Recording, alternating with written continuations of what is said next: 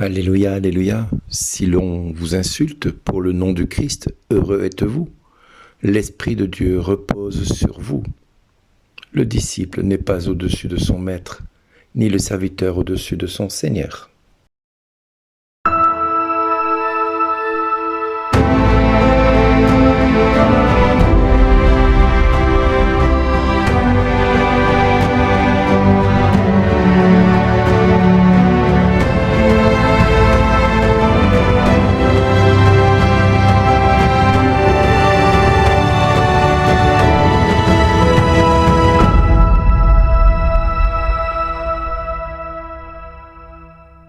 Aujourd'hui, le message vous est adressé par Bernard Dille.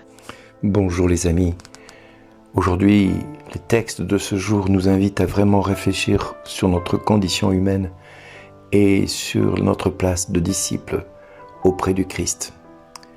Alors tout d'abord, je voudrais vous demander pardon parce que je sais que je vais être un peu plus long que d'habitude. Mais il est important d'approfondir cette question.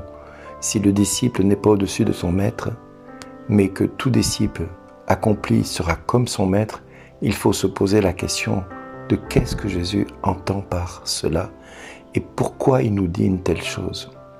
Personnellement, j'ai été écrasé par cette parole pendant des années. Pendant des mois, le Seigneur me faisait tomber sans arrêt sur le même texte. Si le monde vous hait, sachez qu'il m'a pris en haine avant vous. S'ils m'ont rejeté, vous aussi ils vous rejetteront, mais tout cela ils le feront contre vous, à cause de moi, parce qu'ils ne connaissent pas celui qui m'a envoyé. Et longtemps j'ai cherché à comprendre ce que cela voulait dire. Et longtemps je me suis posé, mais Seigneur, mais je ne comprends pas. Je ne prétends pas être comme toi, je ne prétends pas vivre comme toi. Je ne suis pas à ta hauteur. Et bien des fois, je me suis posé la question de savoir, Seigneur, mais qui sont mes ennemis? Qui va me vouloir du tort? Moi, je ne veux de tort à personne. Pourquoi quelqu'un va m'en vouloir? Je ne comprends pas ce que tu essaies de me dire. Et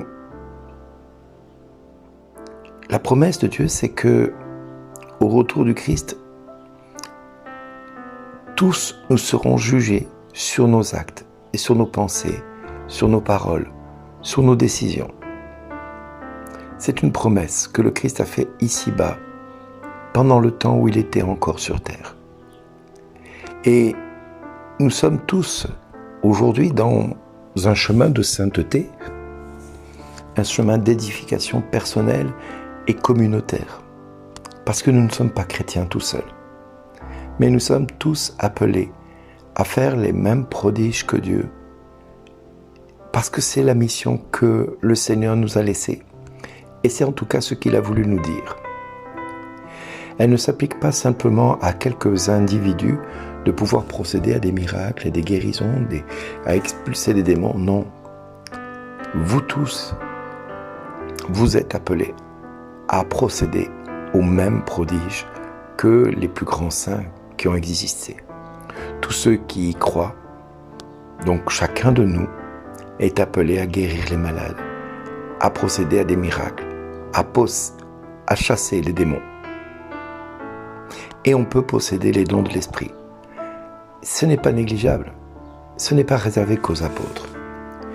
En effet, à l'un est donné par l'esprit une parole de sagesse, à un autre une parole de connaissance, selon le même esprit, à un autre la foi, par le même esprit, et à un autre le don des guérisons, par le même esprit, etc., etc. Vous trouvez ça dans 1 Corinthiens 12. Mais vous pouvez faire les mêmes miracles qu'il a fait. Dieu a effectivement affirmé en chacun de nous que nous pouvions le faire. Et Dieu n'est pas un Dieu qui ment. Oui, Dieu n'est point un homme pour mentir, ni fils d'homme pour se repentir. Ce qu'il a dit, ne le fera-t-il pas? Ce qu'il a déclaré, ne l'exécutera-t-il pas? C'est dans Nombre 23 ou 19 que vous trouvez cela. Mais je ne lui retirerai pas ma bonté et je ne trahirai pas ma fidélité. Dans le psaume 89, voilà ce que Dieu nous dit. Ainsi, celui qui est accompli remplit les conditions, comme le Christ. Vous serez comme le Christ. Si je pouvais remplir les conditions, je pourrais être comme mon maître. Mais quelques-uns me répondraient alors à ce moment-là, c'est impossible d'être comme le maître. Mais c'est lui qui était Dieu. Et autant comme si nous ne sommes pas Dieu, et si nous ne sommes que des humains, il faut cependant prendre garde à l'Écriture qui précise ailleurs qu'il fut rendu semblable en toutes choses à ses frères. Vous trouvez ça dans Hébreux 2,17. En conséquence, il a dû être rendu semblable en toutes choses à ses frères, afin qu'il fût un souverain sacrificateur miséricordieux et fidèle dans le service de Dieu, pour faire l'expiation des péchés du peuple. Mais il s'est dépouillé lui-même, en Philippiens 2, 7, 8, en prenant une forme de serviteur et devenant semblable aux hommes, et n'ayant paru comme un simple homme, il s'est humilié lui-même, se rendant obéissant jusqu'à la mort, et même la mort de la croix. Jésus-Christ est donc un homme, car il n'y a qu'un seul Dieu, aussi un seul médiateur entre Dieu et les hommes, ce Jésus-Christ qui est homme. Alors qu'une nuit se trouvait et que les disciples se trouvaient en pleine tempête dans la barque, Jésus dormait. Il fut réveillé et les disciples craignaient pour leur vie. Et Jésus imposa au vent et à la mer de faire silence. Et à l'instant même, le vent et la tempête cessèrent. Si bien que les disciples se mirent à dire « Mais quel est donc cet homme ?» Donc il ne s'agit pas d'un Dieu, là il s'agit d'un homme pour les disciples. Pour ses contemporains, c'est en tout cas comme ça qu'ils le voyaient. Ces hommes furent saisis d'étonnement. « Quel est celui-ci » disaient-ils, « à qui obéissent même le vent et la mer ?» Et oui, c'est cette question qui reste encore dans celle de beaucoup de gens quand ils voient certains de ses disciples en s'emparant de ses promesses par la foi, guérissant les malades, ressuscitant les morts et annonçant la parole avec foi et force et puissance, comme Jésus leur a dit de le faire. Oui, voici les miracles accompagneront ceux qui auront cru en mon nom. Ils chasseront les démons, ils parleront des langues nouvelles, ils saisiront des serpents, s'ils boivent quelque breuvage mortel, il ne leur fera point de mal. Ils imposeront les mains aux malades et les malades seront guéris. Marc 16, 17, 18. Mais retenez bien cette phrase. Voici les miracles qui accompagneront ceux qui auront cru, pas ceux qui ont reçu une mission particulière, pas ceux qui ont été reconnus comme apôtres, pas ceux qui ont été reconnus comme disciples, ceux qui auront cru. Avec la confirmation des signes surnaturels qui accompagnent, on pense souvent que cela doit être réservé à des serviteurs spéciaux, différents des autres. Mais ce n'est pas le cas. Ce sont des hommes ordinaires, remplis du Saint-Esprit, consacrés à Dieu pour son service. Des hommes qui ont découvert qu'ils pouvaient être comme leur maître. Des hommes qui ont donné leur vie pour atteindre ce merveilleux but. Et quand les habitants de Lystre, par exemple, voient Paul guérir un malade de naissance, ils s'écrièrent « Les dieux ayant pris la forme humaine sont descendus vers nous ». Dans Actes 14, 11, à la vue de ce que Paul avait fait, la foule éleva la voix. Les dieux sous une forme humaine sont descendus vers nous. N'étant que des païens, sans connaissance, ils ne pouvaient pas croire que des hommes puissent posséder une telle puissance. Mais beaucoup trop de chrétiens semblent tout aussi ignorants de la puissance que Dieu a mis à leur disposition. Quand ces pauvres païens voulurent offrir des sacrifices à Paul et Barnabas, ceux-ci refusèrent disant « Nous ne sommes que des hommes, de même nature que vous, et nous vous l'annonçons, l'Évangile, afin que vous vous convertissiez au Dieu vivant. » Alors oui, certes Jésus était donc un Dieu, autant qu'homme. Pourtant, ce n'est pas dans sa nature divine qu'il parcourut toute la terre, y accomplissant les miracles. On oublie trop souvent cette question. Et la question n'est-elle pas « Quel est ce Dieu ?» Non, pour les disciples qui étaient ses contemporains, c'était « Quel est cet homme ?»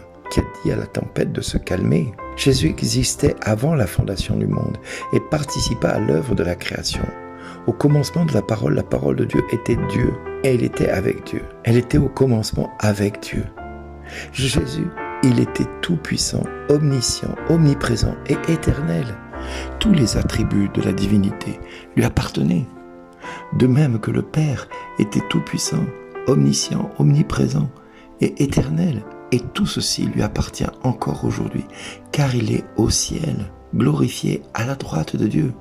Mais à la fin de son ministère, où il guérissait les malades et faisait des miracles, quand il fut prêt à être offert en sacrifice pour nos péchés, Jésus pria, disant « Je t'ai glorifié sur la terre, j'ai achevé l'œuvre que tu m'as donnée à faire. Et maintenant, toi, Père, glorifie-moi auprès de toi, de la gloire que j'avais auprès de toi avant que le monde fût. » Qu'est-ce que c'est beau, la gloire que Jésus avait avant que le monde soit. La gloire qui était la sienne, la gloire qui est toujours la sienne aujourd'hui. C'est précisément la gloire dont il se dépouilla quand il prit la forme humaine. Il vint comme un bébé, sans force, né d'une simple femme à cette époque. Circoncis comme n'importe quel autre garçon juif, il grandit en sagesse et en grâce, dans Luc 2, 52. Mais ce petit enfant, il eut faim, il pleura, il eut soif et sommeil, participant à toutes les faiblesses et limitations de la nature humaine, puisque en tant qu'enfant de Dieu, il participe au sang et à la chair. Et il y a aussi participé lui-même. Ainsi donc, puisque les enfants participent au sang et à la chair, il y a également participé lui-même, afin que par la mort, il anéantisse celui qui a la puissance de la mort, c'est-à-dire le diable, dans Hébreux 2, 14. En effet, elle était au commencement avec Dieu, toute chose. La parole, elle était au commencement avec Dieu.